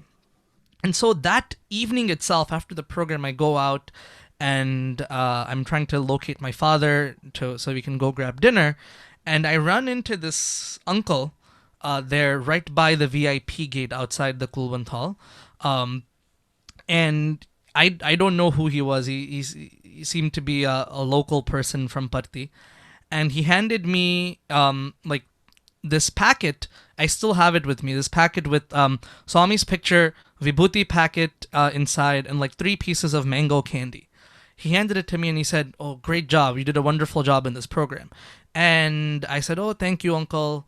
And then just by then, I think few people from our music program had come and they started talking to me, saying, "Your program went well." And then I went and tried to turn to locate this uncle once again. And just to say thank you, because I didn't have the opportunity to say thank you to him for giving me this prasadam. He was gone. So who was that? Could it be Swami? Who knows, right? And so my point is that Parthi is definitely such a magical place. When we, again, going back to Islam, doing Hajj is one of the other 5 pillars of Islam for Muslims who are physically able to actually physically go and touch the Kaaba and kiss that black stone on the Kaaba. That's part of their commandments of their religion. And as Sai devotees, if we are physically able to go, of course, after the COVID crisis ends, I think I would implore everybody who has gone to keep going to Prashanti, who have not gone to please make a trip to Prashanti. It's truly a magical place. In Sanskrit, there's this place. Of course, Swami is everywhere, right? Swami resides in all our hearts. We sing that in our bhajans. We say that in our prayers, that he is a resident of all our hearts. But Parthi is where he physically walked. And if we were truly spiritually enlightened, we wouldn't see difference between Jersey City, Atlanta, and Puttaparthi. We wouldn't if we were truly spiritually enlightened. But most of us are not there yet. And we need that physical reminder sometimes. And so going to Parthi, and hopefully my prayers to Swami that this COVID crisis ends really, really soon and we can all once again gather in his physical presence. But Parthi is our home. It's such a magical place. You go there and you experience things that you don't experience anywhere else in this universe. Yeah, absolutely. And the importance of place is definitely critical, and we realize that in this time. Actually, there was a related question. Thinking about place and the certain specialness of Prashanti. Can you talk a little bit about, we had an anonymous question. Can you talk a little bit about your altar decoration experiences and what inspires you kind of for that setup and how you present that? It's very interesting that you're asking me this question, because I must humbly thank the Atlanta Psi Center for being one of my biggest inspirations for altar setups. I've been following the Atlanta Center album on Facebook for many years now, and I see that you guys put so much love and devotion into that altar every single week. It's a different color, it's a different design every single week. And it is because of the inspiration from the Atlanta Psi Center that we started adapting the same thing in Jersey City in our center here as well. Every week we have a different fabric, different drapes, different backgrounds, different lighting. And so I wanted to take this opportunity to thank you guys for that inspiration. Actually, it's truly beautiful what you guys do in Atlanta. For me personally, though, we say, Swami is a resident of our hearts. So for me, if the heart is the throne of Swami, then the altar is a physical manifestation of our hearts in that we can see with our eyes. And of course, there's a guidelines that we have to keep our altar simple and everything. Of course, as much as we can, we should keep the focus on Swami, keep the altars very simple. But at the same time, what little can we do to... Of course, the Swami doesn't care if you have a fancy altar, you just put an empty chair for him. He doesn't mind anything. But that doing that altar is just for our own joy, our own bliss. When we go to temples like in Tirupati or in Dwaraka and we see the Lord Krishna decked in such beautiful jewels, why is that done? It's not to please the Lord. He doesn't care about if he's wearing an iron chain or a silver chain or a platinum chain or a gold chain. He doesn't care about any of these things. But when we see the Lord decked in so many jewels, that gives ananda to the devotees. And of course, our Swami being Swami, he himself dresses so simply, right? If we had, let's say we were Krishna devotees and we had idols of Krishna, we could dress up the idol whatever way we want. But Swami is just beautiful, that orange flame. When one time Swami was in an interview with the students and he was saying, you should meditate on my form. And Swami himself drew this comparison. If you have to meditate on Krishna, you have to imagine so many things. You have to first start with the peacock feather on his hair, his crown, all the jewels on his crown. On his chest, he'll have the Kaustubhamani, that big diamond on his chest, the garlands, the necklaces, the pitambara. But Swami said, when you meditate on my form, you imagine the halo, you imagine the sweet smile, and then straight just orange flame all the way down to his feet. That's it. He's so simple. And so we can't decorate Swami's form, but doing altars, putting all the heart and soul and the effort into putting together a nice altar for Swami, for me, is the equivalent of decorating Swami himself. Wow, very nice. Yeah, it is. I think a lot of us have been inspired over the years by the Atlanta altar and being able to see, the importance of the, I think our visual appreciation. And that kind of gives us more of that personal connection. So thanks for sharing that. I want to kind of save the last 10 minutes for you, kind of going back to perhaps you can show a couple of bhajans. We had a couple questions on YouTube. How you develop bhava in singing, and your selection of bhajans, and perhaps you can show it as well with a couple of bhajans. Sure. Selection of bhajan. So first, let me address the bhava thing. There's many different techniques that are given. One is to kind of develop a visual aspect of bhajan. So in your mind, paint a story of the bhajan. Like when I sang Hridaya Spandana, how I painted every line, right, as a visual expression in your mind. You can do that kind of visualization. And so you can do that with bhajans, line by line. Make a story for yourself. The other techniques are just other simpler ones. The one that I personally follow, a lot of people like to close their eyes when they sing. I personally like to keep my eyes open and I look at Swami's throne and I just try to imagine that Swami's sitting there, right? Of course, this bhava ties in with practice.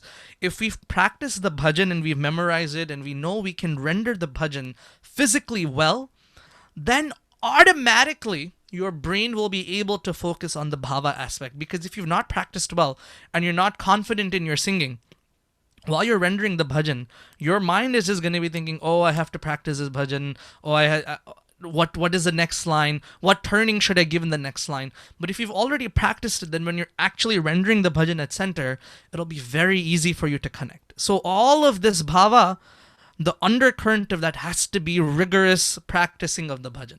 Then only the bhava will flow automatically. So the other technique that I like to personally follow is I just keep my eyes open because, ideally I would have practiced the bhajan.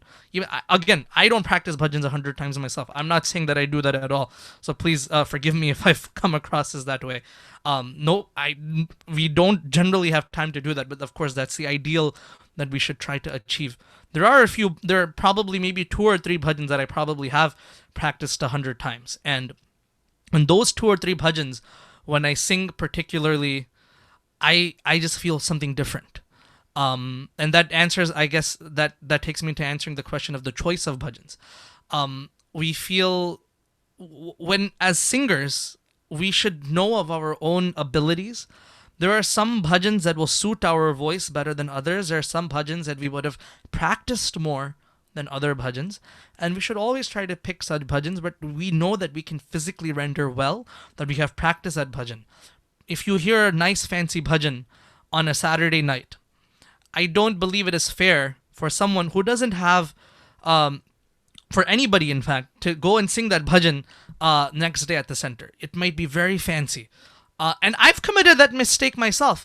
One time I heard this beautiful bhajan, Sundar Padam Sai Padam, and I wanted to sing it the next day at the center.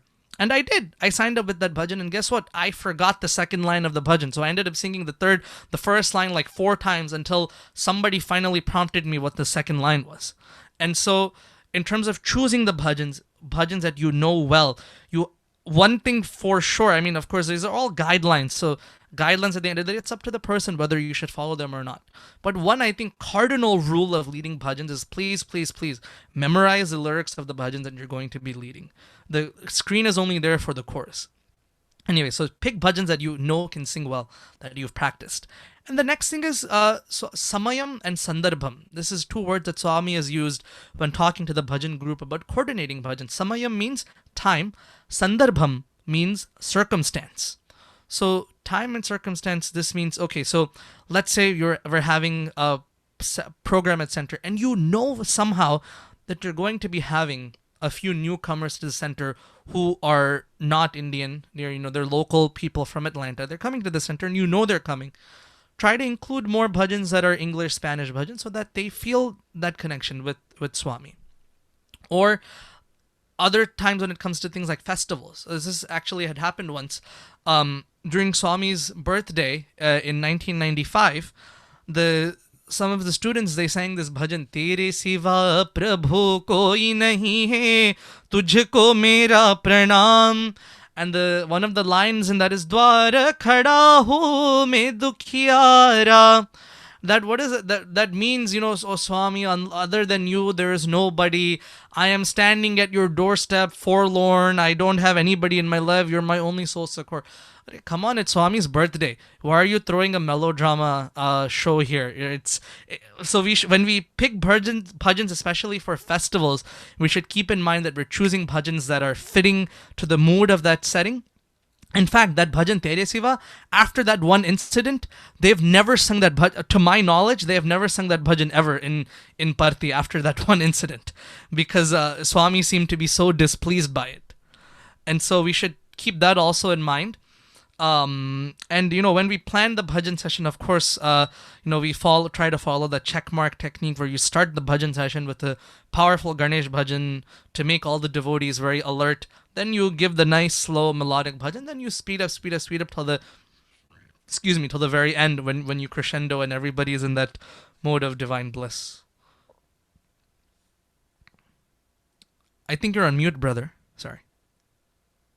So we have about 6-7 minutes. I was thinking perhaps if you'd like to sing perhaps one of your compositions, and then we can end with your final kind of address the YAs of Atlanta.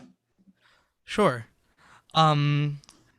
Typically we have Hanuman bhajans that are very fast. So I'll end by singing this one Hanuman bhajan that Brother Siddharth and myself had written. And so Hanuman has been a very interesting character in my life. My mother considers Hanuman to be like her spiritual guru. She loves that form of divinity. Actually, when she had first come to Swami, my dad's side of the family first came to Swami, and when she married my father, she was kind of having her doubts about Swami. But the first time, one of the times she went to Prashanti Nilayam, she went to that 65-foot Hanuman statue, and she prayed to Swami that, if you are truly God, let some water fall into my hands. And it was a bright sunny day in the middle of the Indian summer. Lo and behold, she prayed that, and a drop of water fell into her hands. And so since then, Hanuman has kind of been her guru who showed her Swami in essence. And so a few years later, when she was pregnant with me, she made this fervent prayer to Swami that when my child is born, I want him to be a devotee of Swami. That I want him to be a devotee of yours. And so when I was born, I actually had cardiac defects that had to be resolved when I was born. And so they had done like one surgery on my back when I was like 2 days old, like an open heart from the back side. And then when I was 8 months old, another surgery was done from the front side. And so I have a scar that runs down from the bottom of my neck to my navel, right across my chest. And there's a picture of Hanuman that my mother had put above my crib. It's still there above my bed today, when Hanuman is ripping his chest apart and showing Rama, Sita, and Lakshmana in there. And, he's proclaiming to the world that I am the devotee of God. I am the devotee of Rama. I am his servant. I am his devotee. And so every time I would see that picture, and my mom would ask me this when I was very little, and my gratitude to both of my parents who have instilled this devotion in me from such a young age. Whenever I would see that picture, my mom would ask, "Oh, who is inside Hanuman's heart? Whose work did Hanuman do?" And I would answer in that baby voice, "Oh, Rama." And then she would ask me, "Who is in your heart here in this scar? Whose work are you going to do?" And I would say, "Baba." And so from that very young age itself, my gratitude to my parents for instilling that in me. And so one day, I don't exactly remember how this bhajan was composed, actually. I think Brother Siddharth had put down the framework, and he had called me one day. It was leading up to my birthday, Akhanda Bhajans in 2018. And he said, "Hey, I have this idea for a new Hanuman bhajan."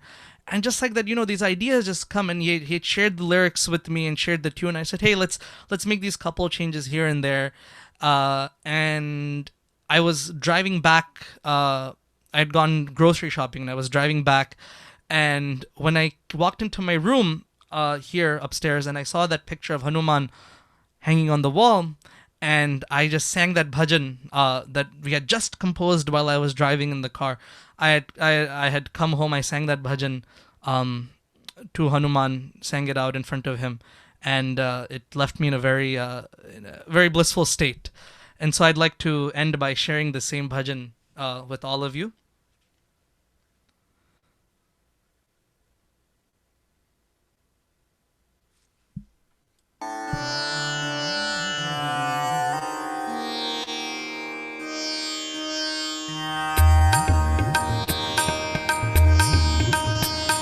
मारुतिराया Namo Namo, वायुकुमारा Namo Namo, मारुतिराया Namo Namo, वायुकुमारा Namo Namo, Balabhima Balabhima Balabhima Namo Namo, Balabhima Balabhima Balabhima Namo Namo, रावणमर्दन Namo Namo, रावणमर्दन Namo Namo, Raghav सुंदर नमो नमो, राघव सुंदर नमो नमो, बलभीमा बलभीमा बलभीमा नमो नमो, साई रामा साई रामा साई रामा नमो नमो, मारुतिराया नमो नमो, वायुकुमारा नमो नमो, बलभीमा बलभीमा बलभीमा नमो नमो, रावणमर्दन नमो नमो, राघव सुंदर नमो नमो, बलभीमा बलभीमा बलभीमा नमो नमो, साई रामा सत्य साई रामा नमो नमो, मारुतिराया नमो नमो। ओम शांति शांति शांति। जय बोलो भगवान श्री सत्य साई बाबा जी की जय।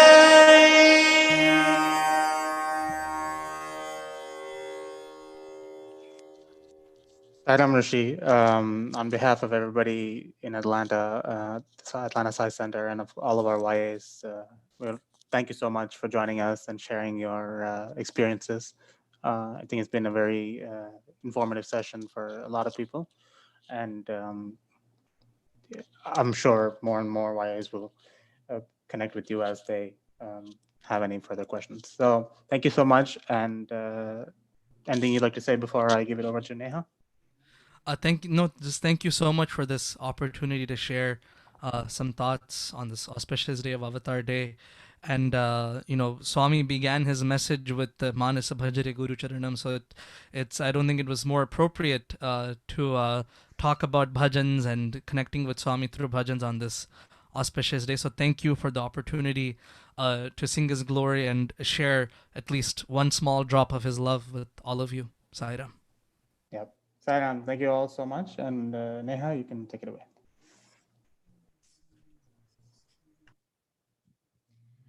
Thank you, Brother Rishi. Thank you, Sanjeev.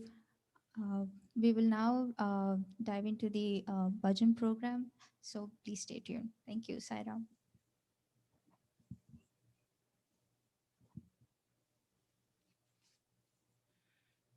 Sairam.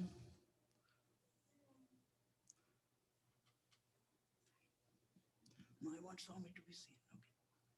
Okay.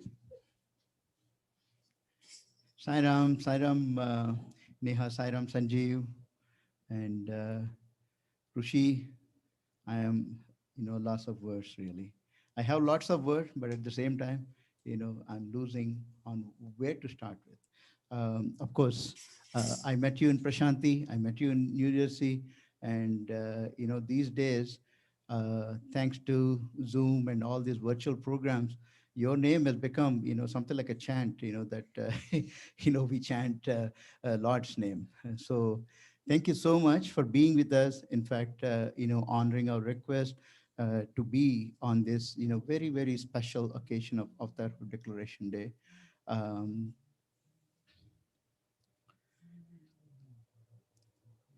I know you touched upon many stories, and yes, Bhagwan's glory. So many memorable stories, so many memorable incidents, and also something similar to a nice bhajan workshop itself, was conducted. And indeed, they're very valuable, not only for fellow YS, and of course SSC children, for the whole Psi community. They're very valuable. Thank you so much once again. And I know you touched upon, Atlanta Science Center altar. Proudly, I'm very delighted to say this. Swami himself, acknowledged at a physical, level, and our altar pictures are there in, Prashanti, museum, actually. So, like how, our Atlanta Science Center has become an inspiration for you, you have become an inspiration for generations around us. Let it be YS, let it be SSC children, even for adults like me. Indeed, you are an inspiration. And all that I can say, I pray to Swami to continue to shower his most choicest blessings on you, and may you continue to serve our beloved Lord with all that vigor, with all that dedication, in the same way each passing minute. Thank you all. Jai Sai Ram. We will dive into a very energetic, young adult driven musical offering now. Thank you. Jai Sai Ram.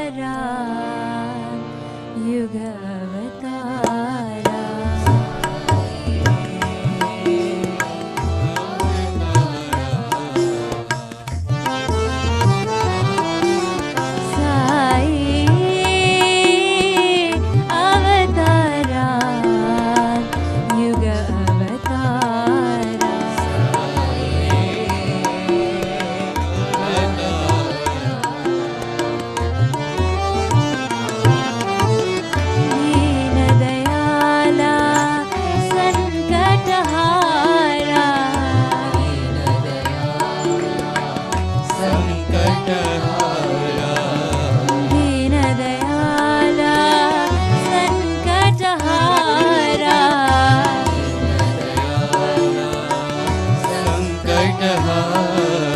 Sai अवतारा युग अवतारा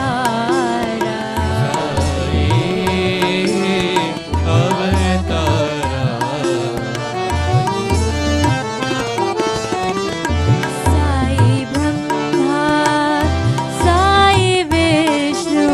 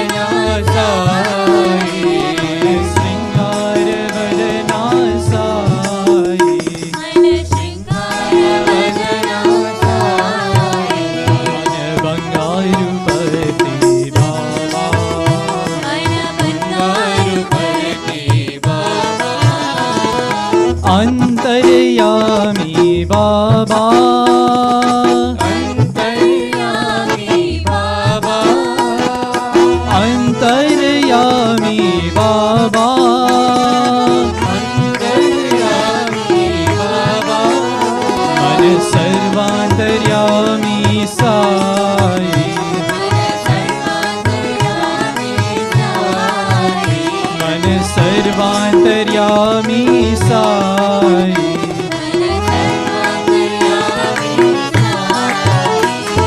बंगारू करने बाबा मन श्रृंगार वदना साई मन बंगारू करने बाबा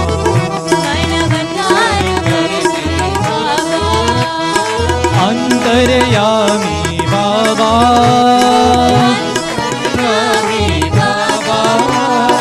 अंतर्यामी बाबा मन सर्वांतर्यामी साई मन सर्वांतर्यामी साई मन बंगारू परती बाबा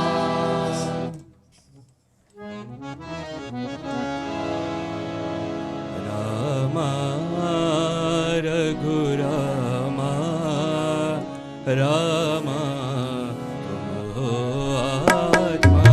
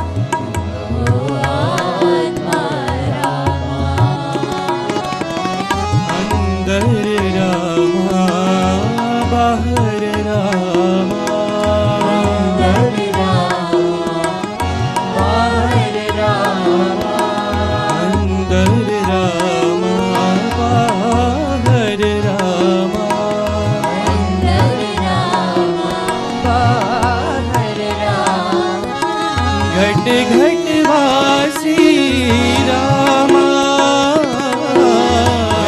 घट वासी रामा घट घट वासी रामा घट घट वासी रामा रामा रघुरामा राम तुम हो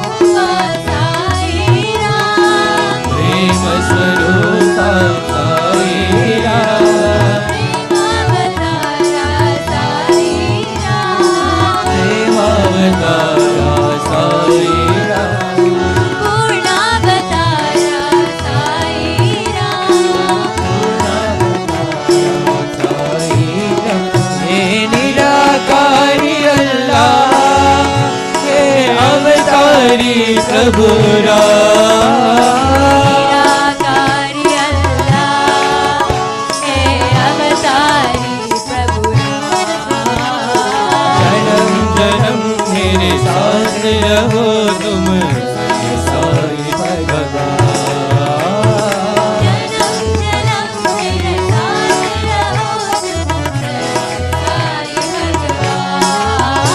हे निराकारी अल्लाह हे अवतारी प्रभु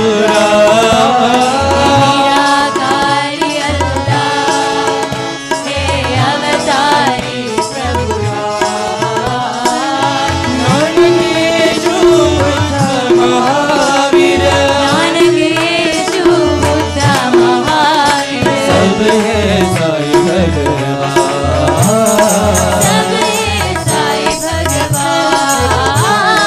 जन्म जन्म मेरे साथ रहो तुम सत्य साई भगवान। जन्म जन्म मेरे साथ रहो सत्य साई भगवान। जन्म जन्म मेरे साथ रहो तुम सत्य साई भगवान। जन्म जन्म मेरे साथ रहो तुम सत्य साई भगवान। सर्वधर्म स्वरूप साई पृथ्वी के अवतारा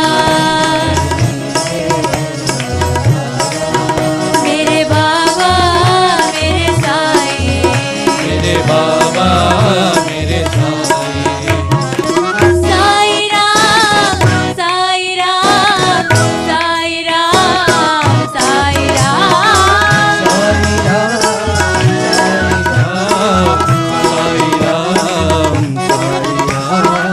साई राम साई राम साई राम साई राम साई राम साई राम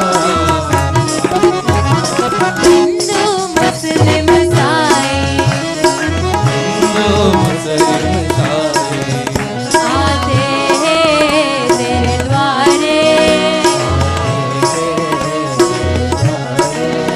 मिलते हैं तेरे द्वारे मिलते हैं तेरे द्वारे।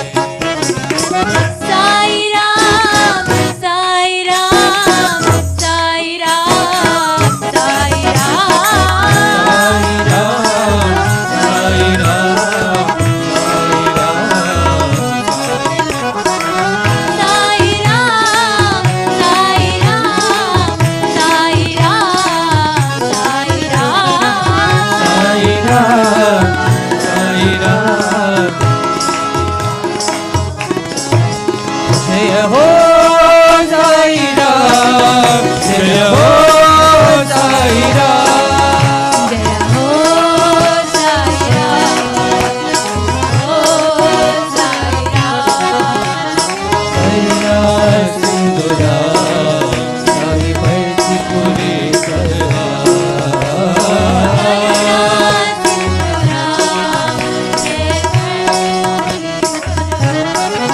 जय हो साई राम जय हो साई राम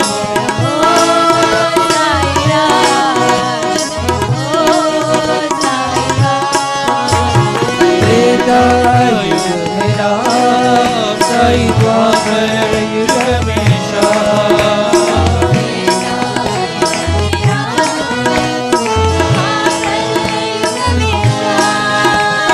राम तू ही है भगवान साई सबका है भगवान।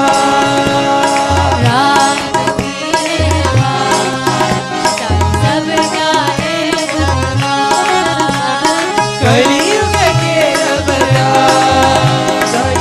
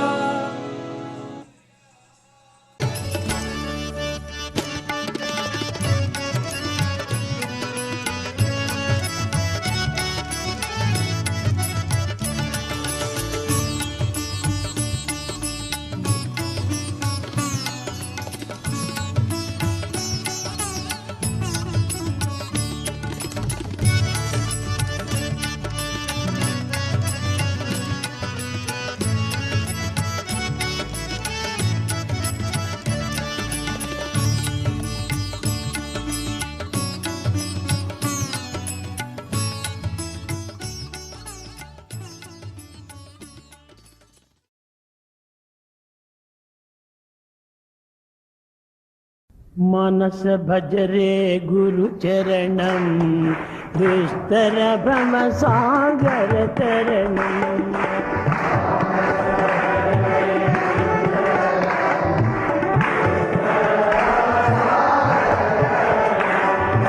मानस भजरे गुरु चरणम दुस्तर भव सागर तरणम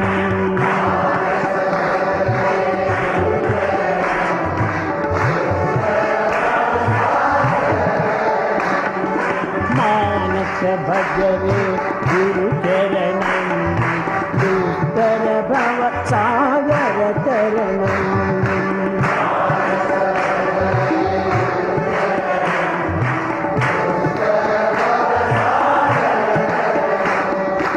ओम नमः शिवाय ओम नमः शिवाय ओम नमः शिवाय शिवाय नमः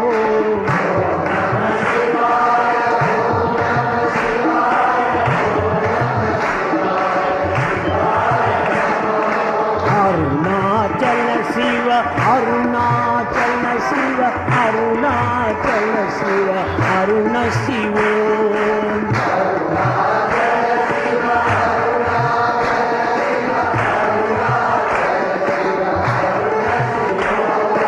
Arunachal Shiv Arunachal Shiv Arunachal Shiv Arun Shiv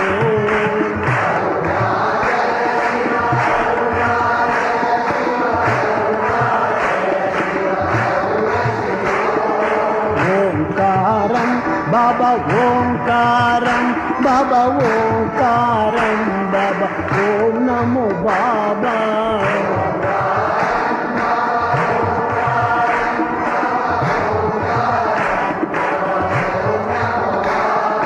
Manas bhajane Guru Charanam, Dustar Bhava Sagar Taranam.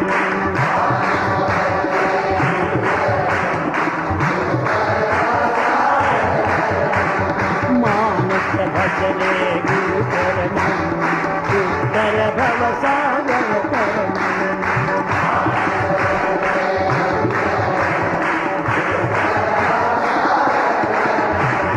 Guru Maharaj गुरु जय जय साईनाथ सद्गुरु जय जय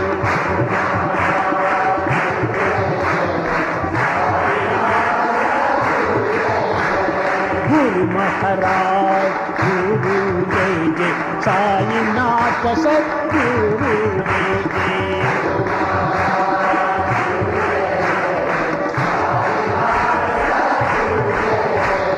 मानस भजरे गुरु चरणम दुस्तर भव सागर तरणम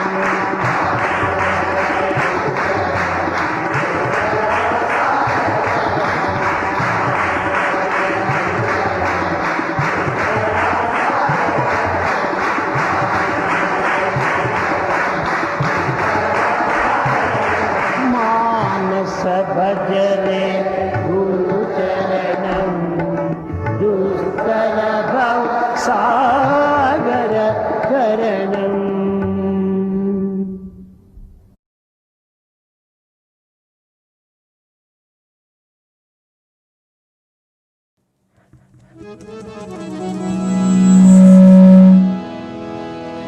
जय जगदीश हरे स्वामी सत्य साई हरे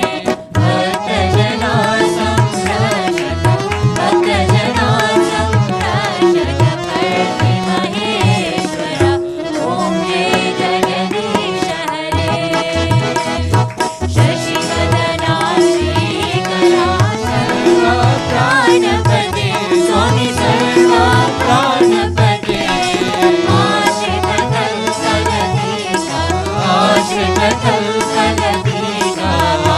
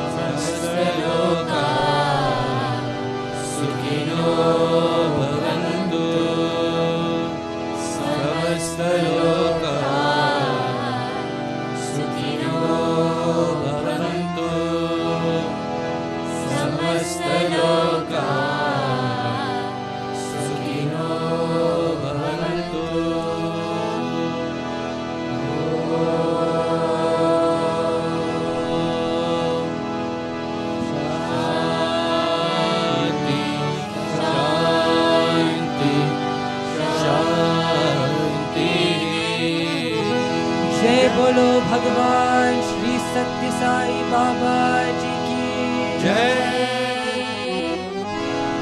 परमं पवित्रं परमं विचित्रं लीलाविभूतिं